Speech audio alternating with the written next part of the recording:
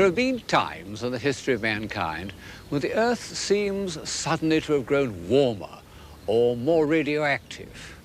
Well, I don't put this forward as a scientific proposition, but the fact remains that 3 or 4 times in history, man has made a leap forward that would have been unthinkable under ordinary evolutionary conditions. One such time was about the year 3000 BC, when quite suddenly civilization appeared, not only in Egypt and Mesopotamia, but in the Indus Valley. Another was in the late 6th century BC, when there was not only the miracle of Ionia and Greece, philosophy, science, art, poetry, all reaching a point that wasn't reached again for 2,000 years, but also in India, a spiritual enlightenment that has perhaps never been equaled. And another was round about the year 1100. It seems to have affected the whole world, India, China, Byzantium, but its strongest and most dramatic effect was in Western Europe, where it was most needed. It was like a Russian spring. In every branch of life, action, philosophy, organization, technology, there was an extraordinary outpouring of energy, an intensification of existence. Popes, emperors, kings, bishops, saints, scholars, philosophers, they were all larger than life. And the incidents of history are great heroic dramas or symbolic acts that still stir our hearts. The evidence of this heroic energy, this confidence, this strength of will and intellect is still visible to us. From where I'm standing, the east end of Canterbury still looks very large and very complex. In spite of all our mechanical skills and the inflated scale of modern materialism, Durham Cathedral remains a formidable proposition. These great orderly mountains of stone rose out of a small cluster of wooden houses. Well, everyone with the least historical imagination has thought of that, but what people don't always realize is that all this happened quite suddenly, in a single lifetime. Well, of course, these changes imply a new social and intellectual background. They imply wealth, stability, technical skill, and above all, the confidence necessary to push through a long-term project. How had all this suddenly appeared in Western Europe? There are many answers, but one is overwhelmingly more important than the others: the triumph of the Church. It could be convincingly argued that Western civilization was basically the creation of the Church. In saying that, I'm not thinking for the moment as the Church as the repository of Christian truth and spiritual experience. I'm thinking of her, as the 12th century thought of her, as a power, ecclesia, sitting like an empress. And she was powerful for positive reasons. Men of intelligence naturally and normally took holy orders and could rise from obscurity to positions of immense influence. The Church was basically a democratic institution where ability, administrative, diplomatic, sheer intellectual ability made its way. And then the Church was international. The great churchmen of the 11th and 12th centuries came from all over Europe. Anselm came here from Aosta via Normandy to be Archbishop of Canterbury. Lanfranc had made the same journey starting from Pavia. It couldn't happen in the Church or in politics today. One can't imagine 2 consecutive Archbishops of Canterbury being Italian, but it could happen, and it does happen, in the field of science, which shows that where some way of thought or human activity is really vital to us, then internationalism is accepted unhesitatingly. This internationalism of the 12th century extended to architecture and sculpture. The master masons, who were both sculptors and architects, traveled all over Europe. Canterbury was built by a Frenchman, William of Sens. The extraordinary thing is that wherever they went, these masters seemed able to recruit a force of skilled workmen who carried out technical feats which seem infinitely beyond all that we know, or think we know, of the mechanical skill of the time. Pas sede fas ambulant, pene passo pari, prodigus non redimit, vitium avari, virtus temperantia, quadam singulari, ebet medium, adutrumque vitium, caute contemplari. Si legis memoras eticam catonis, in quas scriptum legitur, ambulat cum bonis, cum adandi gloriam animum disponis, supra cetera, primum hoc considerac visi dignus bonis, cum sincopro coprior omnibus abundas. They were inspired by the feeling that beyond all their hoisting and hammering, there was some great controlling intelligence based on mathematical laws, a human reflection of God, the great architect. This expansion of the human spirit was first made visible in the Abbey of Cluny, about 250 miles to the southeast of Paris. It was founded in the 10th century, but under Hugh of Semur, who was abbot from 1049 to 1109, it became the greatest church in Europe. A huge complex of buildings with a famous library in which was made the first translation of the Quran, the first attempt to understand the infidel instead of merely fighting him. Well, the buildings were destroyed in the early 19th century, used as a quarry like Roman buildings, and only a part of the south transept remains where I'm standing now. But we've many descriptions of its original splendor. The Abbey Church alone was the size of a large cathedral, and on feast days the whole of the walls were covered with hangings. The floors were mosaic with figures like a Roman pavement. And of all its treasures, the most astonishing was a 7-branched candlestick of gilt bronze, in which the shaft alone was 18 feet high. Formidable piece of casting even today. Of all this, nothing remains. Only a few candlesticks, later and much smaller. This is one of them. It's only about 18 inches high, but it's so full of detail that one can imagine it 18 feet. Although made for the Cathedral of Gloucester, it's a perfect example of Cluniac elaboration.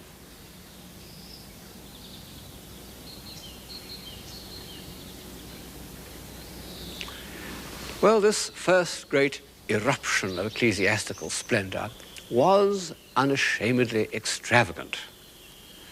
Apologists for the Cluniac style tell us that all the decoration was subordinated to philosophic ideas. My general impression is that the invention which boiled over into sculpture and painting in the early 12th century was self-delighting.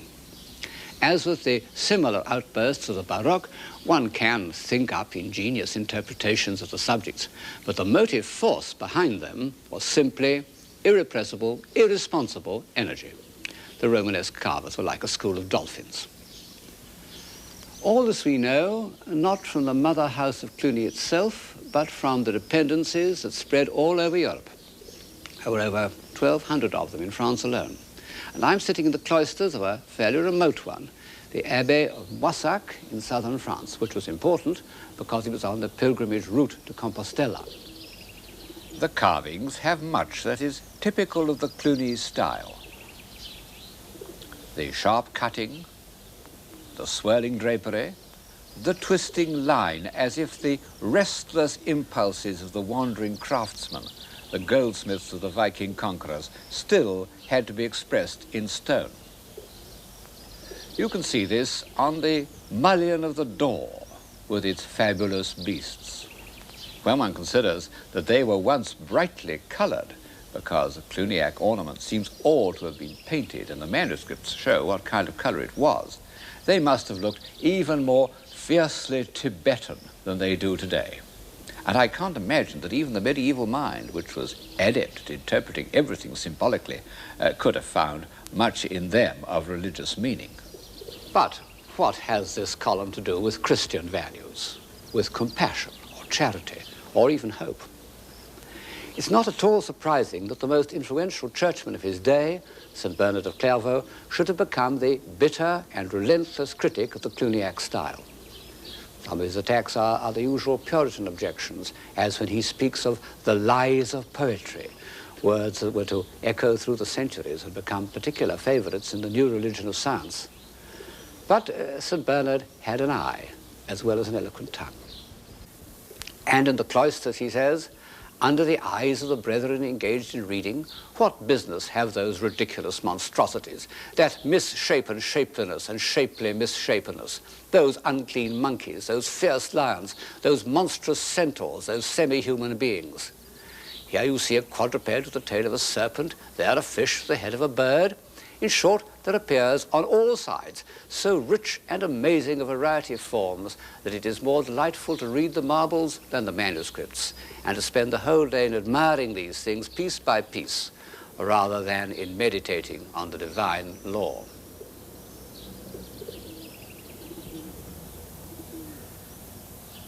That last sentence shows, doesn't it, that Bernard felt the power of art. And in fact, the buildings done under his influence in the Cistercian style are closer to our ideals of architecture than anything else of the period.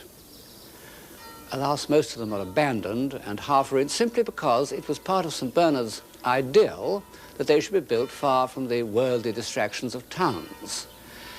And so when, after the French Revolution, town monasteries were turned into local churches, the Cistercian monasteries fell into ruins.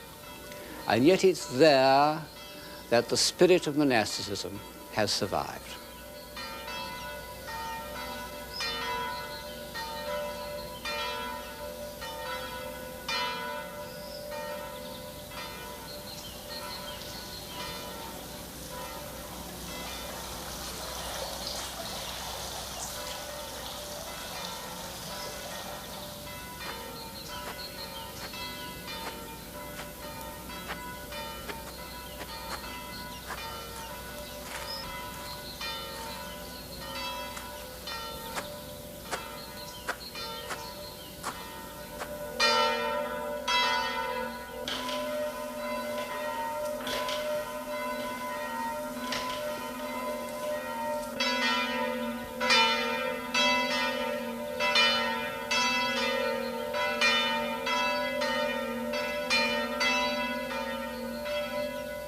Ponebant quotidie ad portam templi que dicitur speciosa, ut peteret elemosinam ab introeuntibus in templum. Is cum vidisset Petrum et Ioannem incipientes introire in templum, rogabat ut elemosinam acciperet.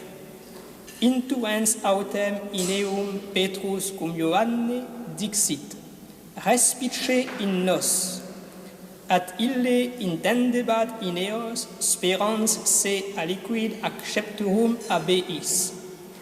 Petrus autem dixit: argentum et aurum non est mihi, quod autem habeo obtibido.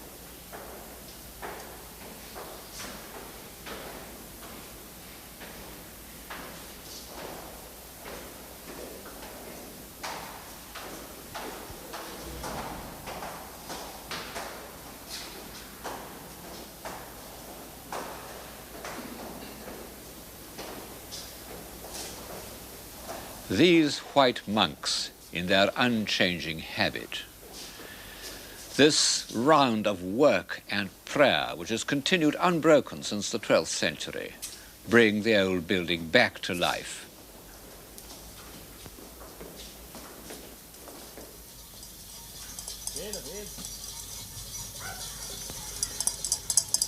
It's a way of life that is concerned with an ideal of eternity, and that is an important part of civilization.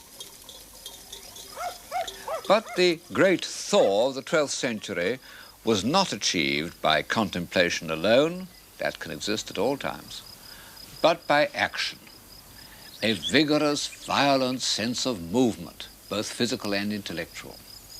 On the physical side, this took the form of pilgrimages and crusades. Well, I think they're one of the features of the Middle Ages which is hardest for us to understand.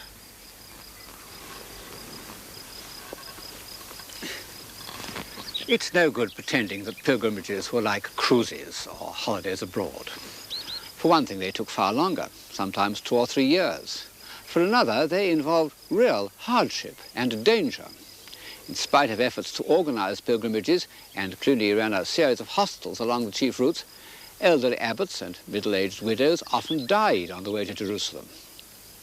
Pilgrimages were undertaken in hope of heavenly rewards. In fact, they were often used by the church as a form of penitence, a spiritualized form of extradition. The point of a pilgrimage was to look at relics. The medieval pilgrim really believed that by contemplating a reliquary containing the head or even the finger of a saint, he could persuade that saint to intercede on his behalf with God. Well, how can one hope to share this belief, which played so great a part in medieval civilization? I'm on my way to the town of Conques, a famous place of pilgrimage dedicated to the cult of Sainte-Foy. She was a little girl who in late Roman times refused to worship idols. She was obstinate in the face of reasonable persuasion, a Christian Antigone. And so she was martyred. Her relics began to work miracles, and in the 10th century one of them was so famous that Bernard of Angers was sent to investigate it and report to the Bishop of Chartres. It seemed that a man had had his eyes gouged out by a jealous priest. After a year or so, the blind man went to the shrine of Sainte-Foy, and his eyes were restored. The man was still alive. He said that at first he had had terrible headaches, but now they had passed and he could see perfectly. There was a difficulty. After his eyes had been put out, witnesses said that they had been taken up to heaven. Some said by a dove, others by a magpie. That was the only point of doubt. The report was favorable. A fine Romanesque church was built at Conques, and in it was placed this strange Eastern-looking figure to contain the relics of Sainte-Foy, a golden idol studded with gems. How ironical that this little girl, who was put to death for refusing to worship idols, should have been turned into one herself. That the very head should be a gold mask of a late Roman emperor. Well, that's the medieval mind. They cared passionately about the truth, but their sense of evidence was different from ours. From our point of view, nearly all the relics in the world depend on some completely unhistorical assertion. And yet, they, as much as any factor, led to that movement and a diffusion of ideas from which Western civilization derives part of its momentum. Of course, the most important place of pilgrimage was Jerusalem. After the 10th century, when a strong Byzantine empire made the journey practicable, pilgrims used to go in parties of 7,000 at a time. And this is the background of that extraordinary episode in history, the First Crusade. Because, although other factors may have determined its course, Norman restlessness, the ambitions of younger sons, economic depression, all the factors that make for a gold rush, there can be no doubt that the majority of people joined the crusade in a spirit of pilgrimage. Among many things they brought back from the East were Persian decorative motifs, which were combined with the rhythms of northern ornament to make the Romanesque style. I see these as two fierce beasts tugging at the carcass of Greco-Roman art.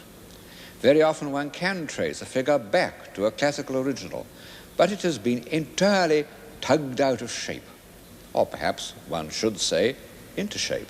by these two new forces.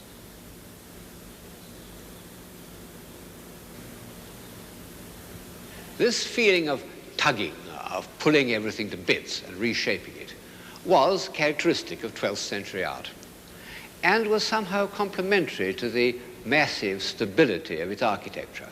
And I see rather the same situation in the realm of ideas.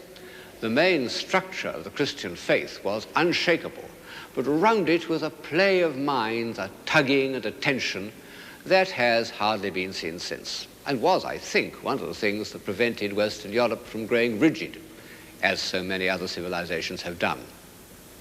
It was an age of intense intellectual activity. To read what was going on in Paris about the year 1130 makes one's head spin. And at the center of it all was the brilliant, enigmatic figure of Peter Abelard, the invincible arguer, the magnetic teacher. Abelard was a star. Like a great prize fighter, he expressed contempt for anyone who met him in the ring of open discussion. The older medieval philosophers, like Anselm, had said, "I must believe in order that I may understand." Abelard took the opposite course. "I must understand in order that I may believe." He said, "By doubting we come to questioning, and by questioning we perceive the truth." Strange words to have been written in the year 1122. Of course, they got him into trouble. Only the strength and wisdom of Cluny saved him from excommunication. He ended his days calmly in a Cluniac house, and after his death, the abbot of Cluny wrote to Eloise saying that she and Abelard would be reunited where, beyond these voices, there is peace.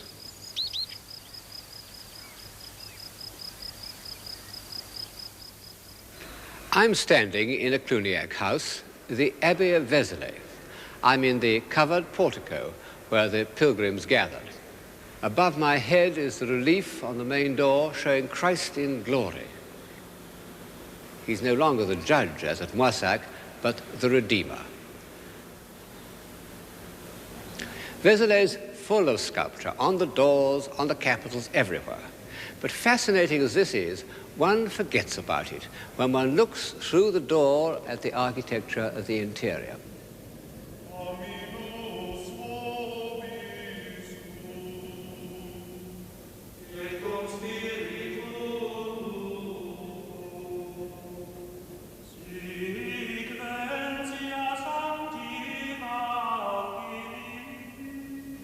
It's so harmonious that Shirley St. Bernard, who preached the Second Crusade here, must have felt that this was an expression of the divine law and an aid to worship and contemplation. It certainly has that effect on me. Indeed, I can think of no other Romanesque interior that has this quality of lightness, this feeling of divine reason. And it seems inevitable that the Romanesque should here merge into a beautiful early Gothic.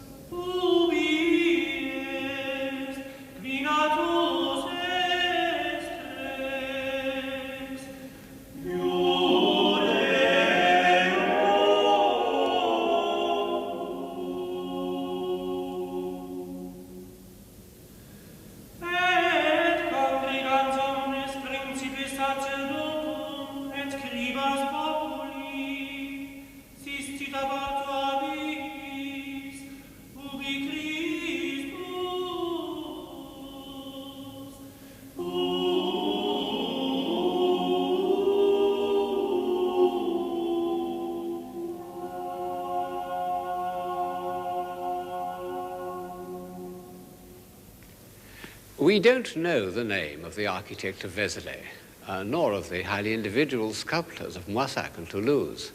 And this used to be taken as a proof of Christian humility in the artists, or, alternatively, a sign of their low status.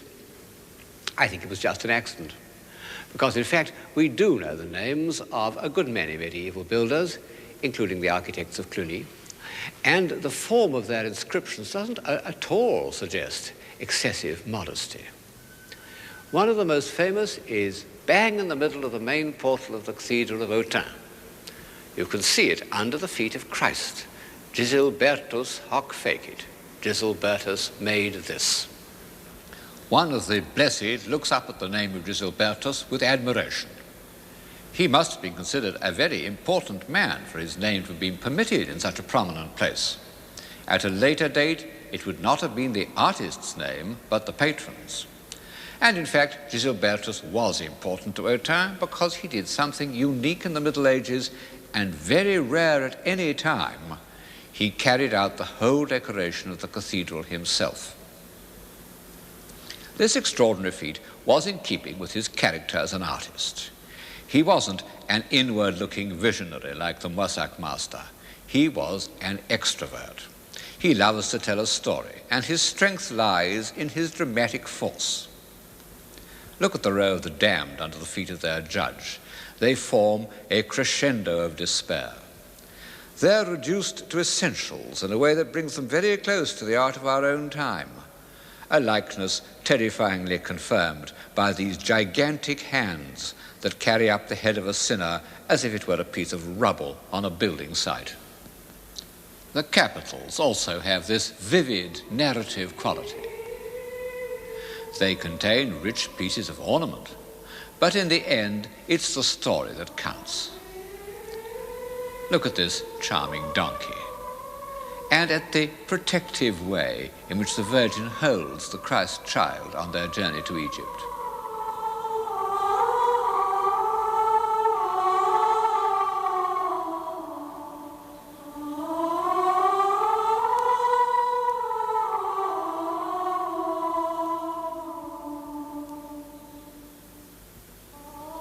Even in this abstract-looking design of the three kings asleep under their magnificent counterpane, what matters is the angel's gesture and the delicate way he places one finger on the hand of a sleeping king.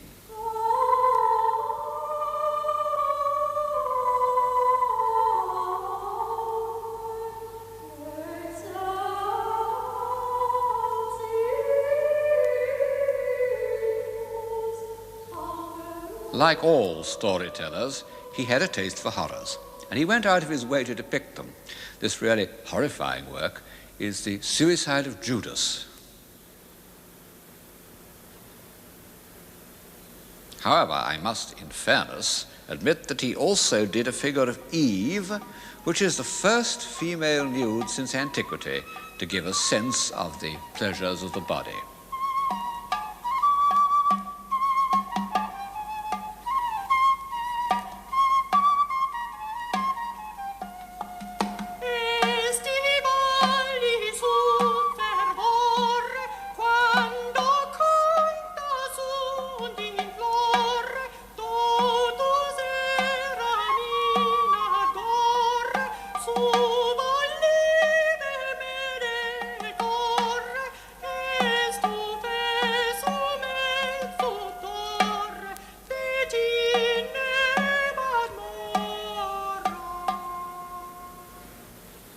The work of Gisilbertus was finished in about 1135, and by that time a new force had appeared in European art, the Abbey of Saint-Denis.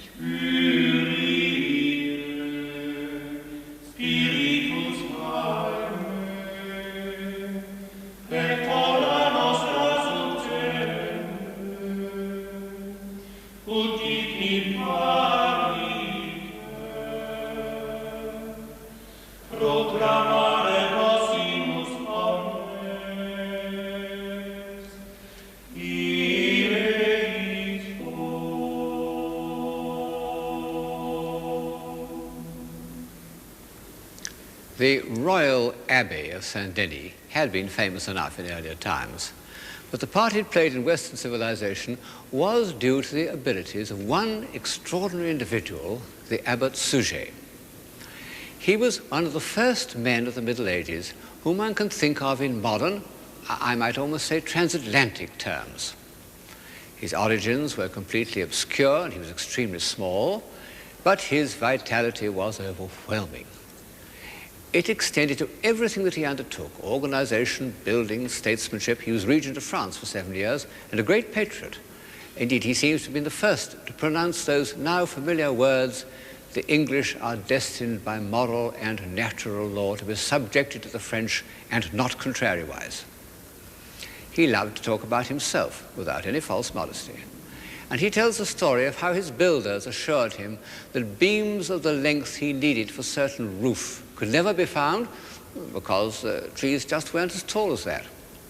Whereupon he took his carpenters into the forests. They smiled, he says, and would have laughed if they had dared. And in the course of the day he discovered 12 trees of the necessary size and had them felled and brought back.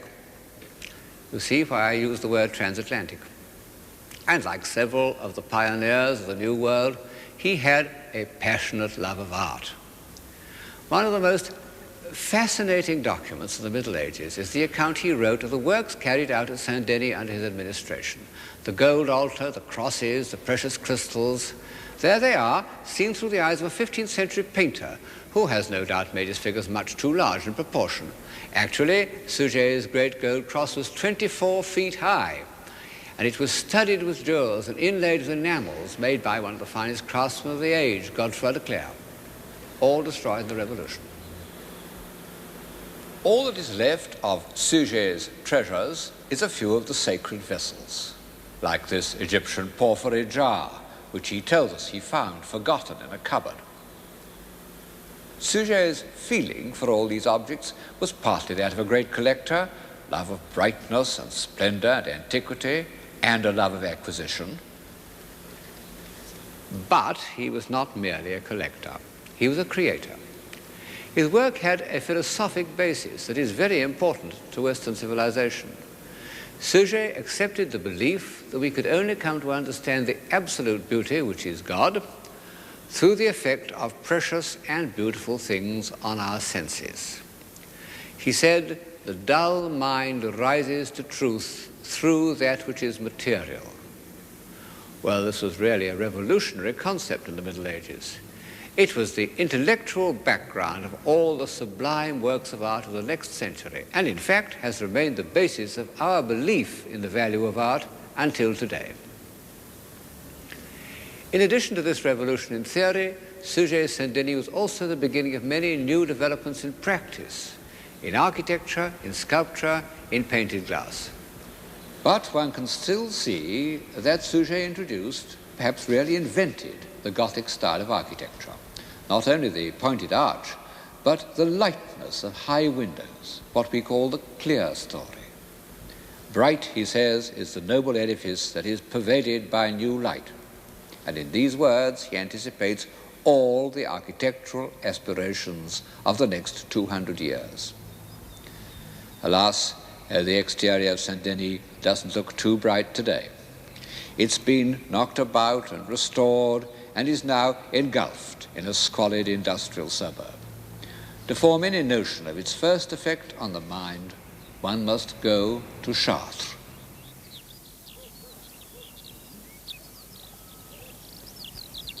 In some miraculous way, Chartres has survived.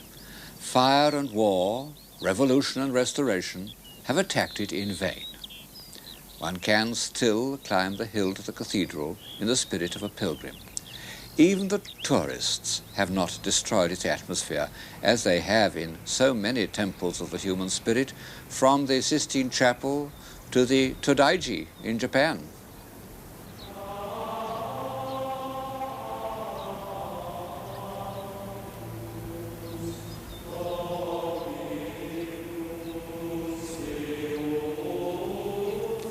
The South Tower is still more or less as it was when it was completed in the year 1164.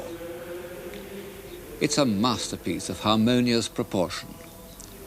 Was this harmony calculated mathematically?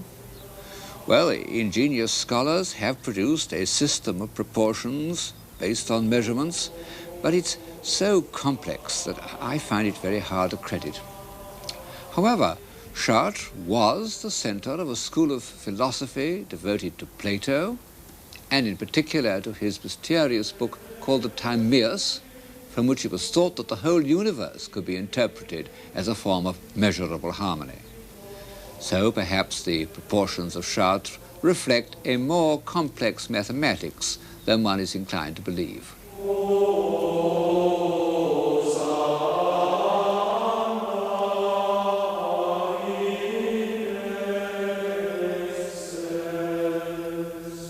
Chartres contained the most famous of all relics of the Virgin, the actual tunic she had worn at the time of the Annunciation.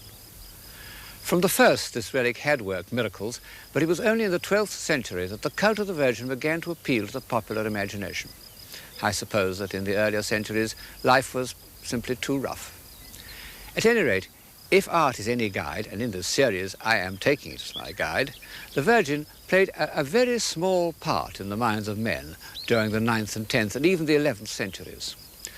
The Romanesque churches we've been looking at were dedicated to saints whose relics they contained, Saint Etienne, Saint Lazarus, Saint Denis, Saint Mary Magdalene, none of them to the Virgin. Then, after Chartres, almost every great church in France was dedicated to her. Paris, Amiens, Reims, Rouen, Beauvais. What was the reason for this sudden change? Well, I think the cult of the Virgin must have come from the East, because all the early representations of the Virgin as an object of devotion are in a markedly Byzantine style. This is a page from a manuscript from Citeaux, the community of St. Bernard. And St. Bernard was one of the first men to speak of the Virgin as an ideal of beauty and a mediator between man and God. But certainly a strong influence in spreading the cult of the Virgin was the beauty and splendor of Chartres. The main portal of Chartres is one of the most beautiful congregations of carved figures in the world. The longer you look at it, the more moving incidents, the more vivid details you discover. I suppose the first thing that strikes anyone is this row of pillar people.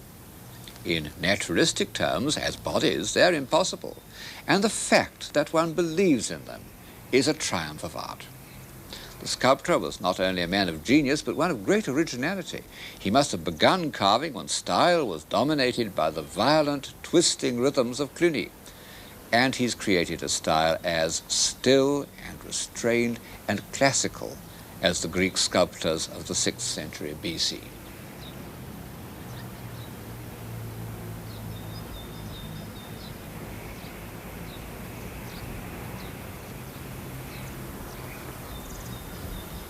But was it really Greek?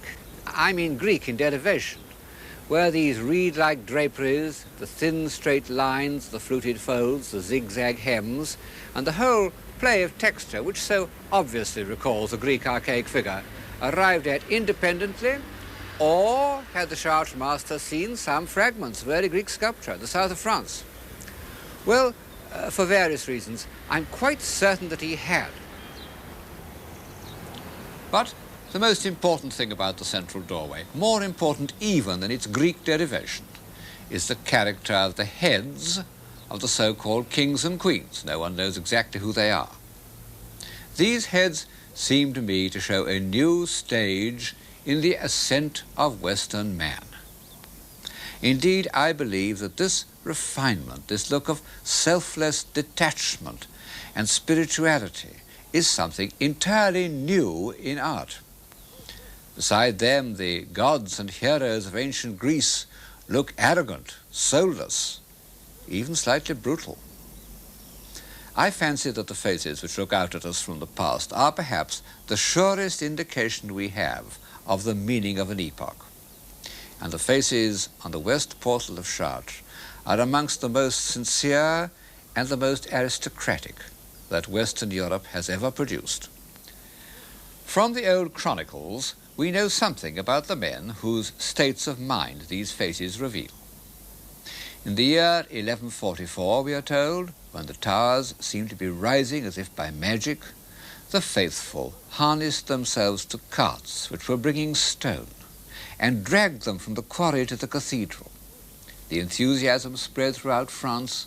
Men and women came from far away, carrying heavy burdens of provisions for the workmen, wine, oil, corn, Amongst them were lords and ladies, pulling carts with the rest. There was perfect discipline and a most profound silence. All hearts were united, and each man forgave his enemies.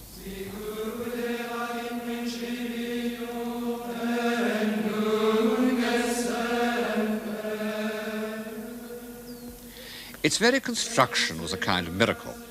The old Romanesque church had been destroyed by a terrible fire in 1197. Only the towers and the west front remained. And the people of Chartres feared that they had lost their precious relic. Then, when the debris was cleared away, it was found intact in the crypt. And the Virgin's intention became clear, that a new church should be built, even more splendid than the last. The building is in the new architectural style to which Suger had given the impress of his authority at Saint-Denis, what we call Gothic. Only at Chartres the architect was told to follow the foundations of the old Romanesque cathedral, and this has meant that the Gothic vaulting had to cover a space far wider than ever before. It was a formidable problem of construction, and in order to solve it, the architect has used the device known as flying buttresses, one of those happy strokes where necessity has led to an architectural invention of marvelous and fantastic beauty.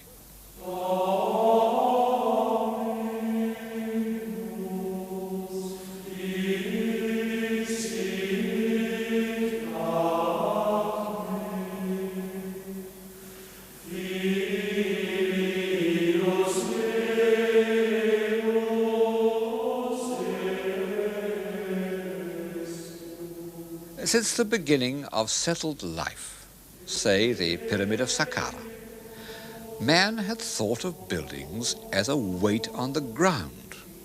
He had always found himself limited by problems of stability and weight. In the end, it kept him down to the earth.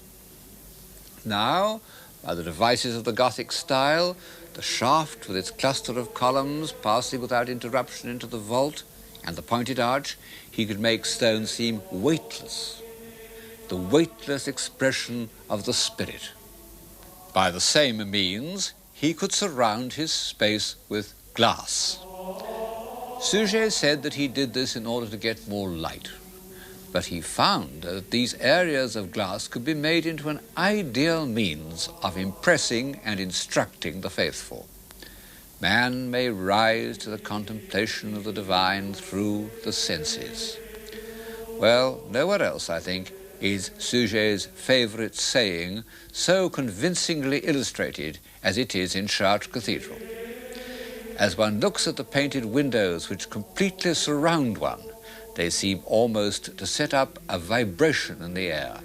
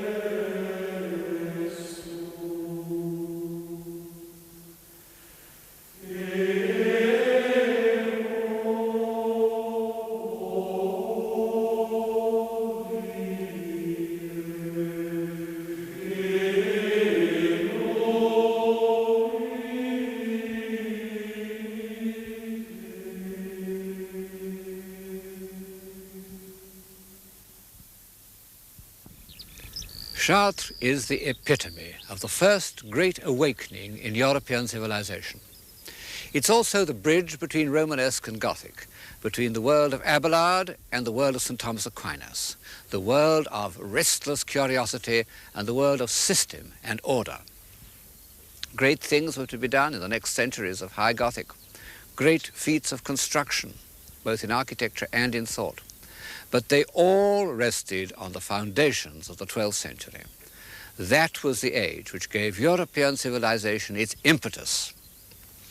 Our intellectual energy, our contact with the great minds of Greece, our ability to move and change, our belief that God may be approached through beauty, our feeling of compassion, our sense of the unity of Christendom, all this and much more appeared in those 100 marvelous years between the consecration of Cluny and the rebuilding of Chartres.